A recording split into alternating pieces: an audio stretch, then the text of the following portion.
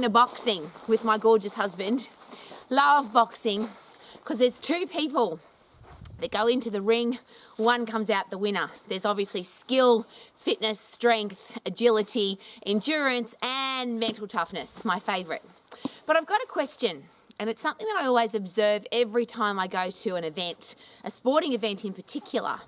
I always have a look at what has happened to athletes after they stop playing their sport, and or athletes in between seasons. So some sports, they're 6 months on and 6 months off.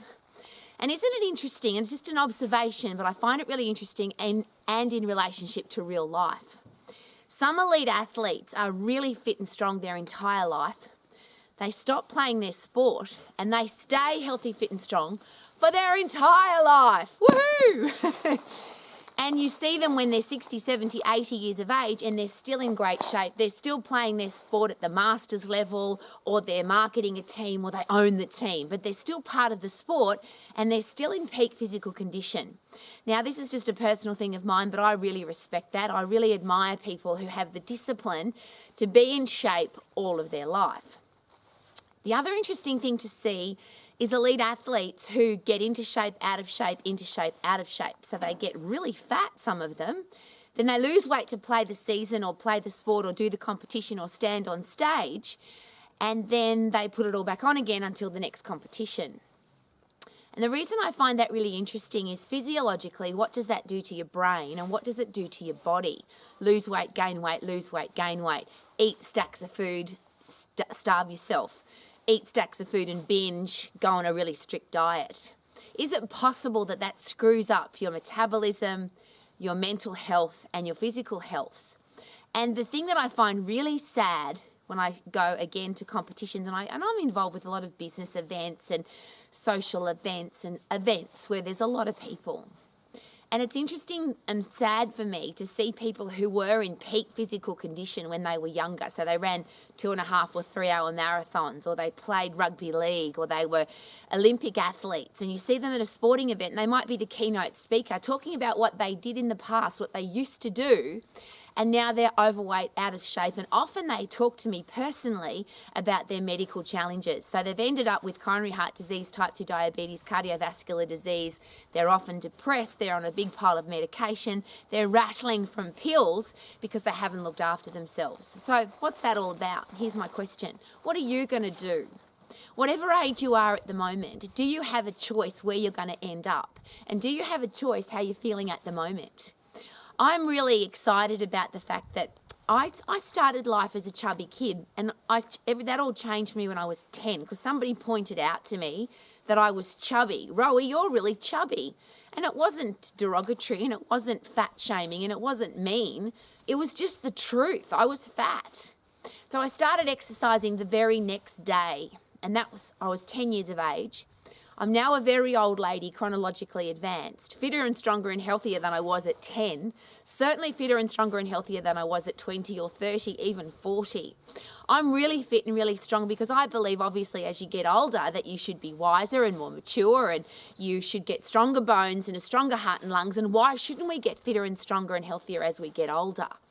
And interesting question, is that a choice? Do we allow our body to rot away, get sick, get old, get fat? Or could we stay in peak physical condition for all of our lives? And the reason I ask the question is I'm obviously observing people. I watch people who have stayed in great shape all of their lives. And you see them when they're 40, 50, 60, 70, 80 years of age, and they're still in great shape. I'm going to say it again. Isn't that awesome? That's called lifestyle versus training for an event. And that's my question. Are you training to be fit to stand on or look good on stage? Are you training to be fit and strong for your sport? Are you training to win a competition, win an event, be a sports person, be an athlete, look good for the camera for a certain period of time? Here's a good one. Look good to get married. There's a lot of people that get into brilliant shape. They look amazing on the day they got married. And often that's the last day they looked amazing because, okay, I'm married now, I've got my photos. Oh, I'll look at those for the rest of my life, even though I've gotten overweight, out of shape, unhealthy. See, we made a choice to get into shape for our wedding day. We made a choice to get into shape for a bodybuilding competition. We made a choice to get into shape to play our grand final or to be in that particular competition for that year. Could we make a choice to be healthy, fit and strong for the rest of our life? And I think it's probably a more important question. What about our kids? Do we want our kids, where we live the example, that lose weight for a competition, lose weight to get married, lose weight to stand on stage, lose weight for summer and put it all back on in winter and then have to lose it again in summer? What does that do to the headspace of our children? What does that do to our own headspace?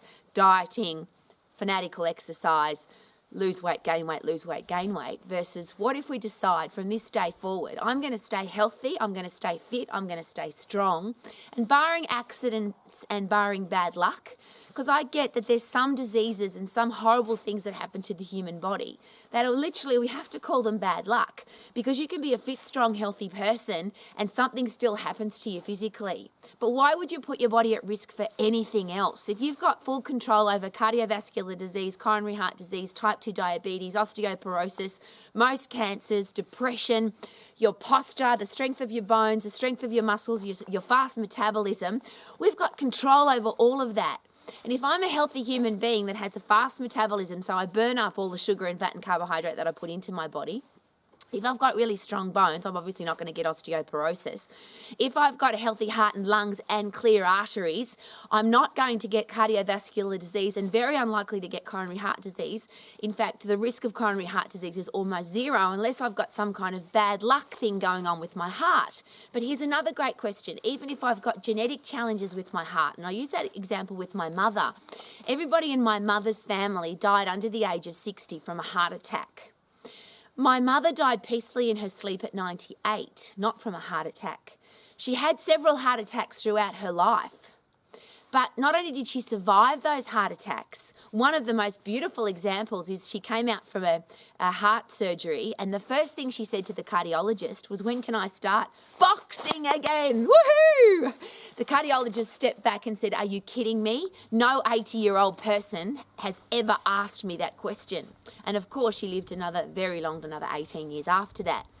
So here's the question. Even if you've got horrible things going on with your body that you have no control over, according to the medical specialists, and another great question, is it possible that our risk of dying early or being sick or not being able to handle a sickness or disease we are at much lower risk if we're fit and if we're strong? And of course, if we're fit and strong, we're more likely to be healthy.